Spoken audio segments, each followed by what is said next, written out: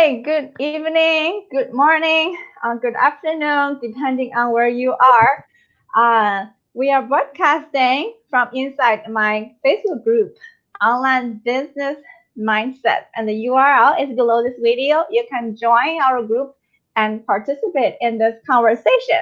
So you might be wondering why I'm wearing a headband here. This is a special thing for today's session because it's kind of related. This is a special headband. It's very unique. It has a earbud on the side. So it has Bluetooth that I hook up with my phone at night and listen to affirmations or simply trainings. So I realized, and also through speaking with our expert today, Tanisa, is how powerful our sleep is. Introducing our expert speaker, Tanisa Shears. Hi. Hi, good to have you here. So, Tanisa Shears is a health consultant for entrepreneurs. She specializes in optimizing your body and mental focus by implementing effective sleep, nutrition, stress management, and workflow strategies using science and biohacking. This is a Mhm. very interesting concept, biohacking. Yeah. Hacking. She helps business owners eliminate the brain fog, so Mhm. they can show up to their desk energized and focused each day. This means more meaningful, impactful work, serving more customers and scaling your business faster. So the talk she's presenting today is discover sleep as a Mhm. tool for scaling your business. Yeah. Isn't that nice to use sleep and scale your business? Yeah. Welcome, Tanissa. Thank you for having me, Sue. I'm excited to be here. This is such a fascinating topic because we spend more than one third of our lives in sleeping. Hmm. Can you tell us particularly, how did you discover sleep as a tool for scaling your business? Yeah, you bet. Well, I fell into the boat that a lot of entrepreneurs fall into is that we're under the impression that it's going to take a lot of work, a lot of grind, focus, long hours to get our businesses up and running, right? We've all been there. We've done, the late nights or working into weekends, and we're under the spell of kind of this grind and hustle mentality, right? And I went along with it for a long time. I'm like, if I can put in more hours, if I can work harder, then I can scale faster, right? Then I can grow my business faster. If I can post more things, if I can send more emails, if I can more, right?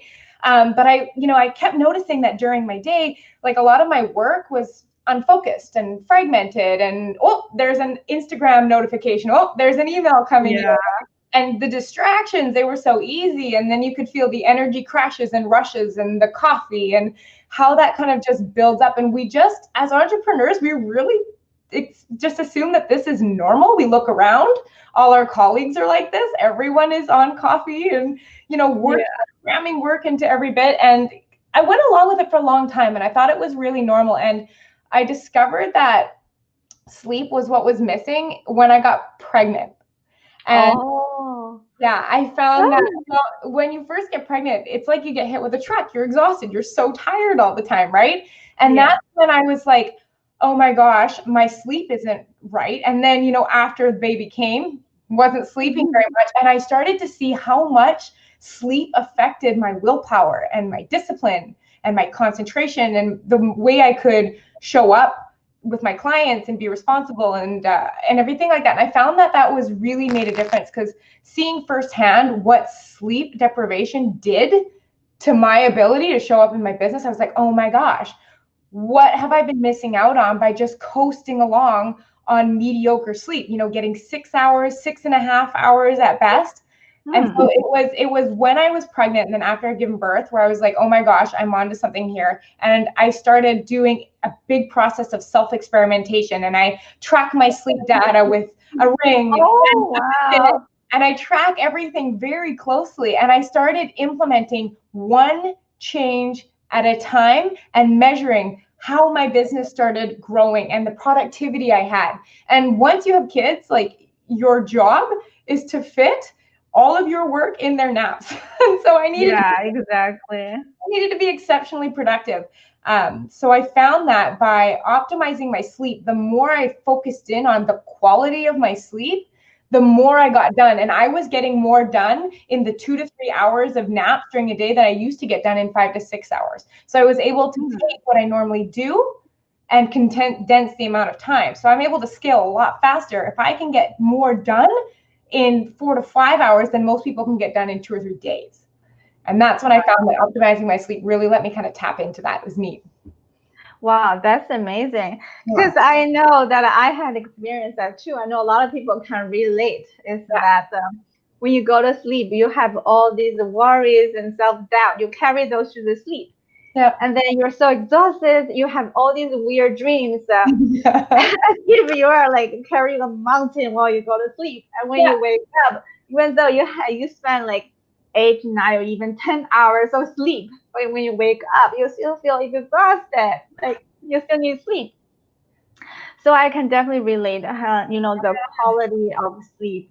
Mhm. Uh, so can you tell us, what is the side effects when we don't have enough sleep? Like particularly, what is a brain fog? Yeah. So here's the way you know if you're experiencing brain fog. So you have a night of sleep. You might even think you're getting 8 hours of sleep, and you wake up and you make like a direct beeline to the coffee pot because that's how you're going to wake up.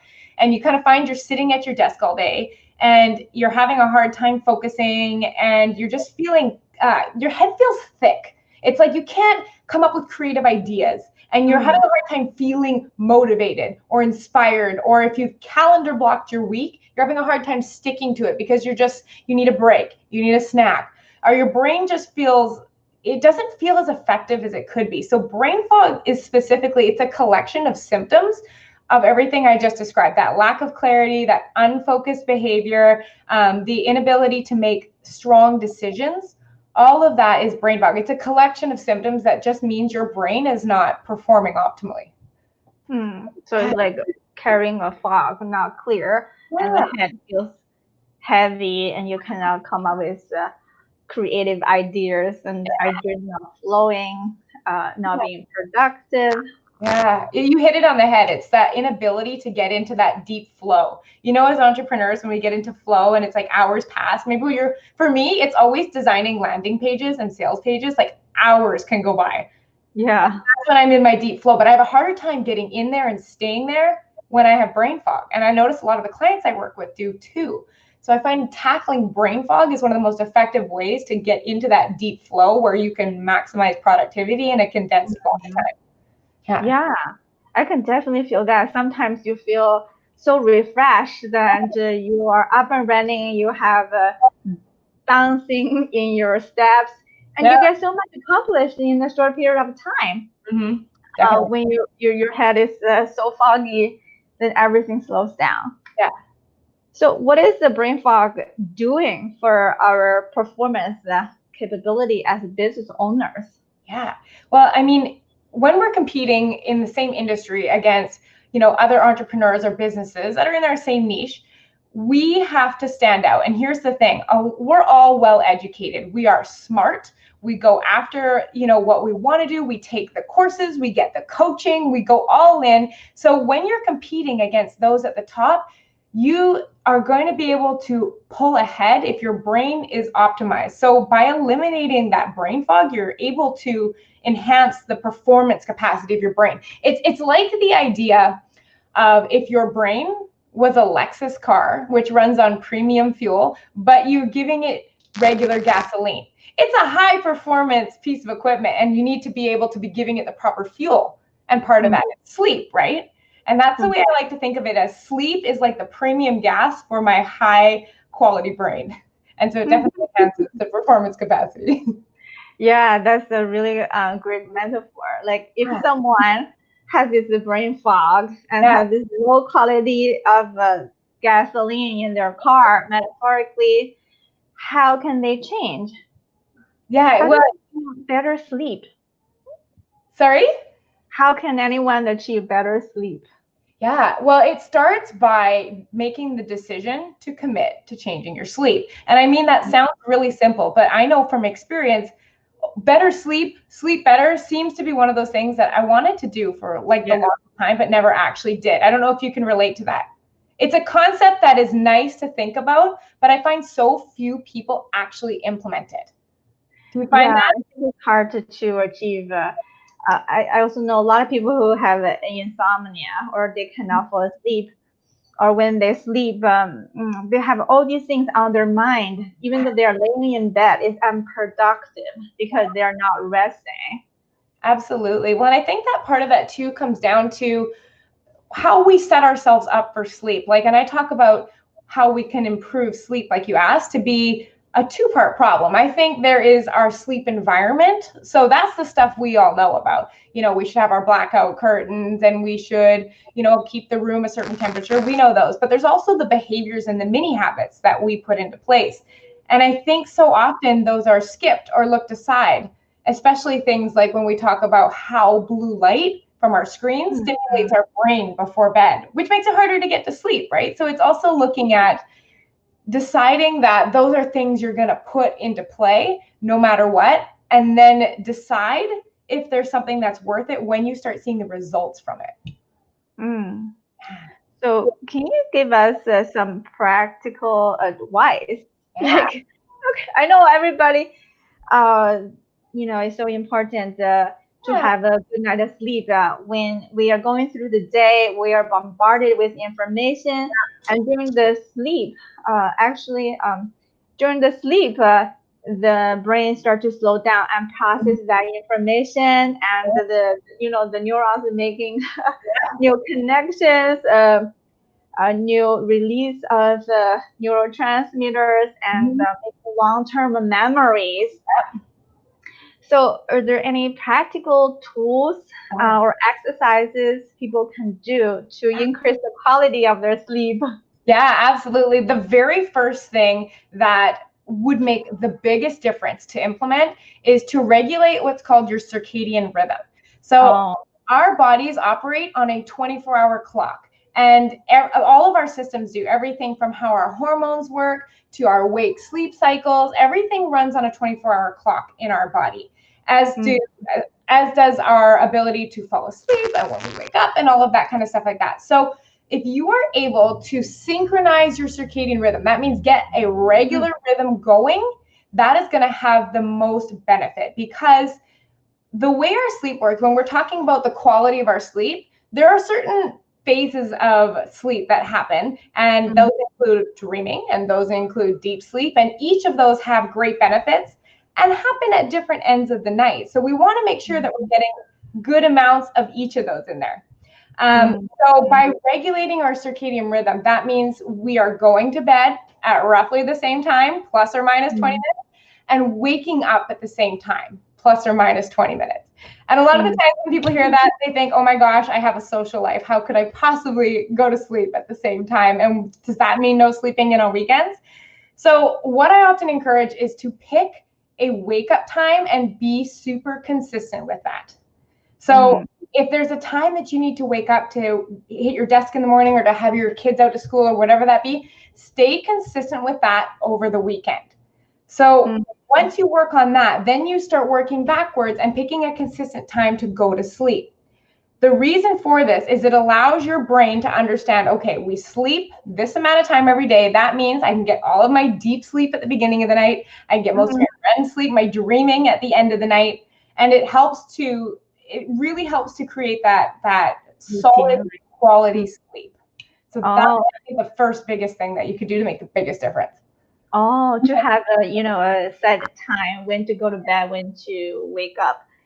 Like Absolutely. you said, the brain is so intelligent. It knows keep the track of your patterns, Yeah. right? So Yeah. it figure out, okay, on a weekly basis you have a rhythm, Mm-hmm. so it can prepare for better sleep, right? Yeah, absolutely. And then when your body knows when to expect to go to sleep and wake up, you get into that kind of nice flow where you get just as much sleep as you need, you get the quality you need, and you just naturally start waking up without the use of an alarm clock, which is a wonderful way to wake up instead of having an alarm clock blaring at you, to have a nice soothing, you finish your sleep cycles and you're able to wake up refreshed. That is so key. That regulating your circadian rhythm is really important. Mm. Yeah, I feel like so many people have a sleep deprivation. Absolutely. Like it is such a national problem. People cannot fall asleep. Yeah, there was one study that showed that having as little as 6 hours per night of sleep for 10 days, you are as sleep deprived as if you have gone a whole 24 hours without sleeping. Oh, wow. And how many entrepreneurs do we know that regularly get 6 hours? Yeah, I understand. I also know people who, trying to get more time out of their work, so they cut both ends. So they will go to bed really late and get up early. When that's what I ask a lot of the time of my clients too, is I say, they always tell me, but I can get that extra hour or two of work done. But my counter to that is the work that you're doing in the day could be so much more productive. It could be so much more optimized. Your focus and your concentration and your ability to have impact with your work is so much larger in a shorter period of time. So you're not really gaining by staying up that extra couple of hours. You're losing in quality of your work during the day. And that's what we want. We want to show up with our products and our services, and we want them to be of quality. And that comes from being able to be creative and focused during our day when we're creating content, right? Yeah, I like that concept. It's not about the quantity. It's not about how many hours you work. It's about the quality of how you spend that time. Yeah, absolutely. Yeah, I remember some nights I stay up late trying to finish off something, or I think, oh, now kids are asleep. Nobody's bothering me. Now I can crank out some work. Yeah. But then next thing I know, I went to bed at midnight. Yeah. And then the next morning, I couldn't get up. And the whole day was ruined. I just feel so tired, and I have to catch up sleep. The amount of sleep I have to catch up is more than the time I I got out of it in the end. You trade in those 2 hours, but what you trade it for is 8 hours of productive work the next day. Right? Exactly, and the lousy mind and fog. Yeah, absolutely. But one of the other tips that I really like we said, going to sleep and waking up at the same time as best you can. Number one thing I would implement. But the second thing, and it's one of those things that we intuitively know, it's about the blue light that's coming from our devices. And the reason for that is it stimulates an area in the brain that is called the suprachiasmatic nucleus. And what that does is it regulates melatonin production. And melatonin is that hormone that signals the body, hey, it's time to sleep. Let's go. We're going to sleep. So by having those screens, it delays that. So not only do we miss out on the quality of sleep, but we have trouble falling asleep. And remember how you were talking about we lay awake and we think about all the things we have to do. And we don't fall asleep as quickly, and we don't stay asleep. We're waking up, we're having disrupted sleep. So there's the tips that everyone has heard. And I'm talking about, the blue light filters, and I'm turning your devices off. But as entrepreneurs, I know that is not always the case. Sometimes, especially if you have kids, we need to be on the computer at night, right? That's just the name of the game. So I actually invested in a pair of these kind of blue light blockers. So everyone's heard of the blue light blockers that have the yellow or the clear tinted lens, but those only block out about 60% of the blue light, the green light, the violet light, whereas these block out everything except red, which is fantastic. So I find when I have these on, I fall asleep so quickly and I sleep like a dream. I get amazing deep sleep. I don't interfere with my hormone cycles because I have to be on the computer.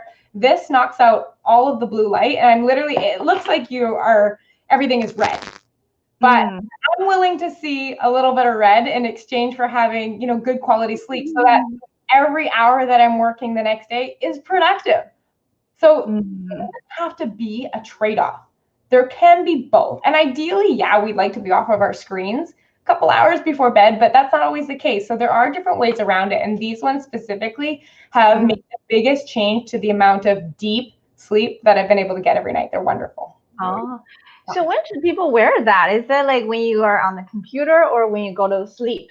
Yeah, so I recommend to my clients any time after noon, there should Mm. be some type of blue light blocking glasses on, because Oh. the light that enters our eyes tells our brain what time of day it is, whether we're in the morning, the noon, or at night. So if we were to just go outside at night when the sun is setting, the light has a much more orange and red tint to it, right? This Yeah. tells our brain, hey, it's time to start gearing down. We need to start producing some hormones that are going to get us to go to sleep. We need to start doing this now. So I like to start that gently at about noon. So I use the clear or the yellow tinted blue light glasses at about Mm. noon. And then if I'm planning to be asleep at 9:30 or 10 p.m., I'll put these on at 8. So I give it about a 90-minute to 2-hour window with these on, so that Mm. I give my body the chance to ramp up the hormones, Oh. specifically melatonin, to get me sleep. Mm. Yeah. Mm. That's a good idea. So you mean blue light is bad for us, or what is the Yeah. science behind it? Yeah, well, there's a whole spectrum of light. Like if you think about a rainbow, it has Mm. spectrum of light that runs all the way from red through to violet, right? But the blue light, the wavelength in particular, stimulates our brain to wake up. It's like the blue of the sky. It is the brightest part of the day. So when blue light from devices, whether that be our phones or our tablets or our Mm. computers or TVs, when that enters our eyes, it has the, let's just call it the greatest power to Mm. turn off melatonin production. Oh. So out of all the different colors of light, that one is like the hot button for stay awake, right? So it then allows you not to be able to slip into as deep of a sleep. So then you start to miss out on not only the duration, but the quality. Because if Mm. you're, frequently waking up, or you're just light sleeping the entire time, you're missing out on the rich part of sleep. And, Mm. we've talked a little bit about deep sleep and dream sleep, which is called REM sleep. They have different functions, right? Our deep sleep is responsible for processing a lot of our thoughts for the day. It's kind of like the process of taking all of the information we've come into the day and shuttling it off to be consolidated. And Mm. then we have REM sleep, that's when we dream, and that's when we have all of our creativity. REM Mm. sleep helps us to have a stable emotions, so that we can deal with customers effectively, and we can make good decisions in our business, and we cannot get frustrated when our tech falls apart, with the last minute. So getting good deep sleep and REM sleep are what allow us to perform properly in our business and reach peak performance. Mm. So, do you have any time recommendations for people to when to go to sleep and when to get up? Is Yeah, any? absolutely. So there's a really neat concept called your sleep chronotype. So you've probably heard of the concept of someone being an early bird or a night Yeah. owl, right? So Yeah.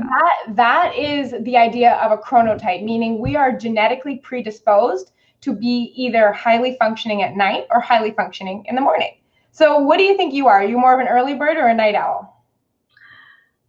I think it's changing to night owl because like now I have children and I have to wait until they all go to bed. Sometimes they won't go to bed until 10. Then I have to wait until later. So that way I have to go to bed late and I cannot get up early in the morning. So I guess now I'm more awake Yeah. at night. Yeah. So what I kind of like to think of is, it's not so knowing your sleep chronotype is more about when your body performs optimally time wise, instead of what we try to do. Because we all hear the idea of the 5 a.m. club and waking up early, but some people just genetically don't operate well as early birds in the morning. Even if they tried to get up, some people just will never be able to become early birds. So knowing when you opt to operate the best, you can Mm. start to schedule your deep work blocks during that time to get more effect out of them. So Mm. I naturally wake up at about 6 a.m. because my sleep cycle is very regulated. So I'm up at 6 a.m. I am most productive until 10 a.m. So I know that's when I get the bulk of my work done. So there's no like set rule of when someone should go to bed, but it's understanding that you want to pick a regular sleep rhythm, that same start and same end time, that Mm. feels most natural, if Oh. that makes sense. So we have our own internal clock, Yes, and we have our optimal time for performance, and we yes, should figure it out and use those time for our most productive work, yeah, right? you bet. In And there's a book written. I can't remember the author, but the book is called The Power of When, and it mm, goes into detail. There's apparently he outlines that there are 4 sleep chronotypes. And mm, what reading that book, it allows you to identify when you perform optimally during the day, when you should do your workouts, when you should, get your sleep in, when you should eat your last meal. And it's all based on genetically how you identify with mm, when you sleep best and when you perform best. So mm, that's what I say. And it's a little bit of trial and error, right? You might set up a time, say, I'm going to try to sleep from 10 to 6, and you find that you're falling asleep at 9:30, which is what I always had. So I just moved it back by half an hour. So now I sleep from 9:30 to 6. And it's just mm, kind of following my internal rhythm instead of trying mm, to fit a set sleep mm. time, if that makes sense.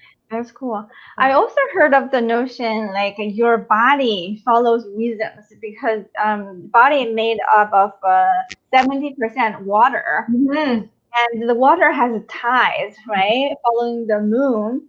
So there's water rise, water recedes, and our body is the same, have the same pulling from the planets. There's a pulling on our body as well. So I heard it's also based on different time zones. For example, here I'm in the US Yeah. and in the EST zone.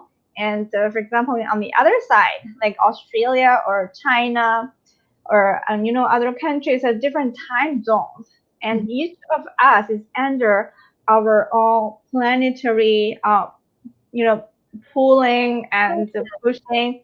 So it's based on the local time zone, That's that you have to adapt to that. And I heard you have to, like, it's best practice to go to bed before 11 o'clock.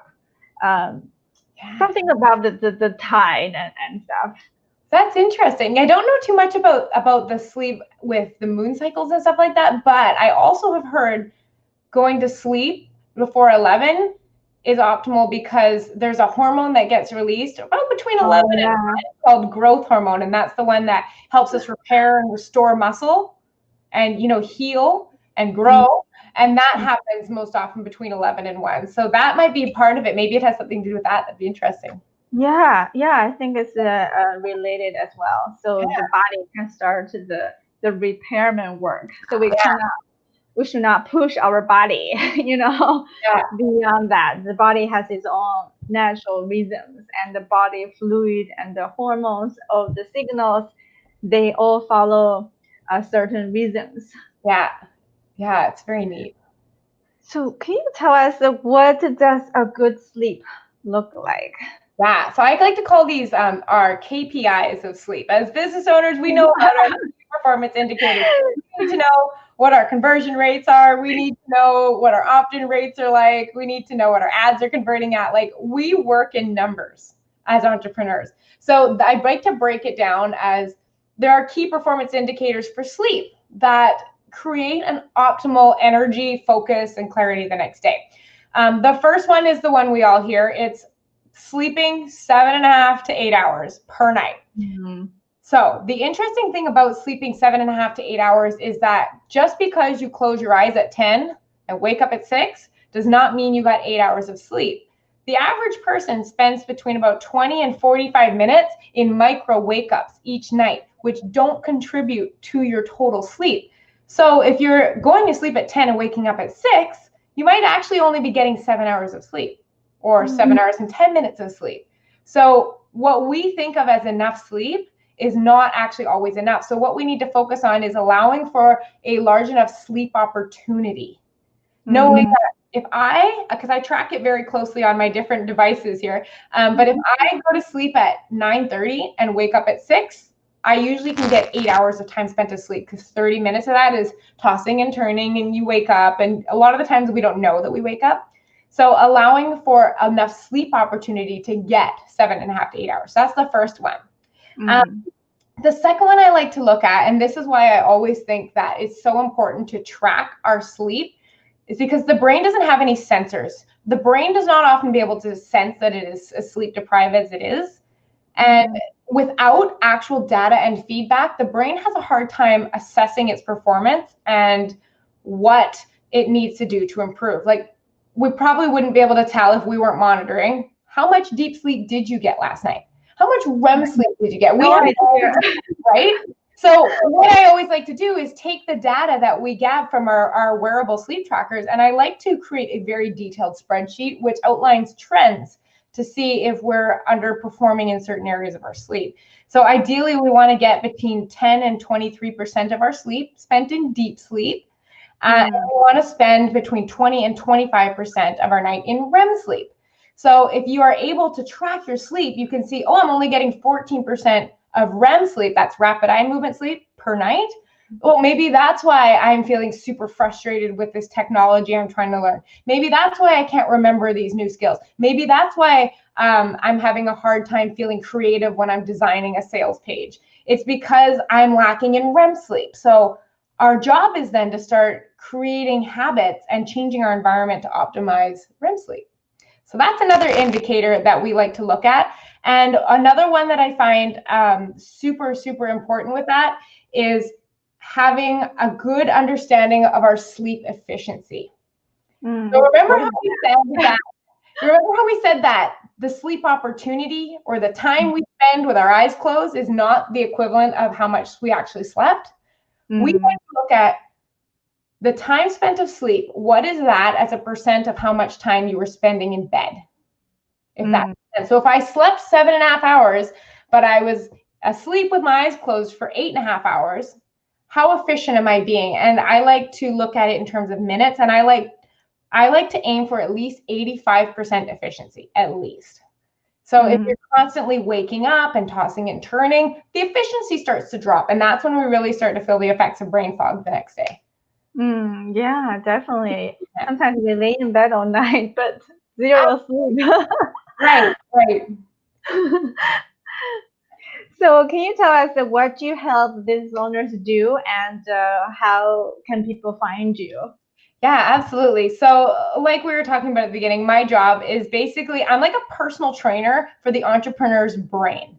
We want performance, we want focus and energy, because we want to be able to get into that deep flow state. We want to produce impactful work. We want to hit our desk fully energized so that we can produce work that we're proud of, that we want to put out into the world and serve our clients and our customers at the highest level, right?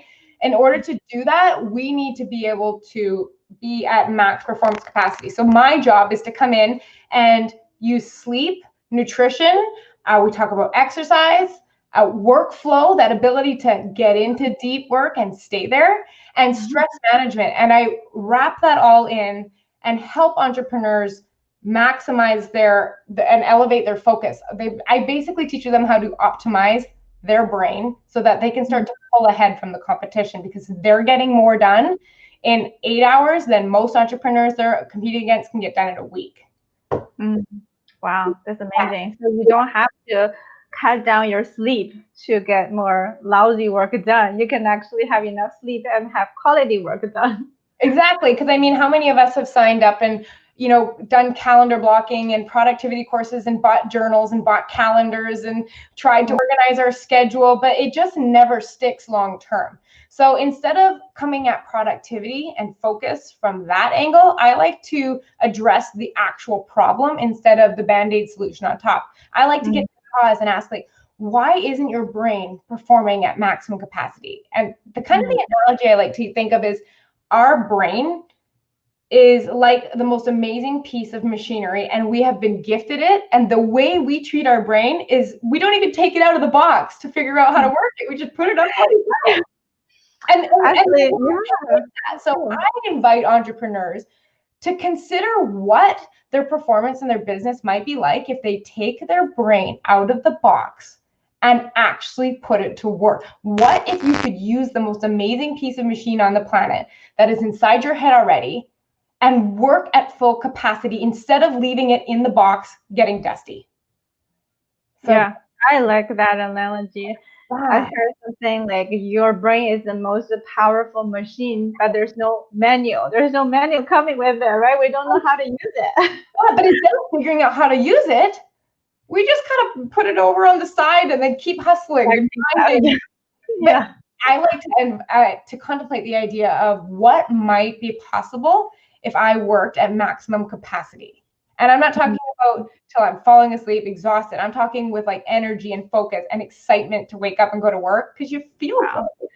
I love Yeah. it. Yeah. Wow. That's training to be a superhuman. I like the whole concept. I call it becoming limitless. Like, why not? Our brain Yeah, is making great things. exactly. There's so much power to tap into. So, can you tell us your website where people can find you for your service? Yeah, I'm Tanessa Shears on Facebook and on Instagram. My website is tanessashears.com. But I have a really cool, just a web class that not only covers some of what we talked about today, but integrates nutrition into how you can perform. So, Mm, I mean, you can find that at tanessashears.com/web class. And it's just a free web class that really helps you understand if I want to optimize my performance capacity, here are the easiest, lowest hanging fruit places to start. So people can search your name on Facebook and find you and connect with you and to check out your website Yeah, and absolutely. I'd love to work answer any on your questions. brand. Yeah. Yeah, definitely. So glad to talk to you, Tanisa. There's a lot of very important information, a lot of new things for me as well to Yeah. learn more about the brain.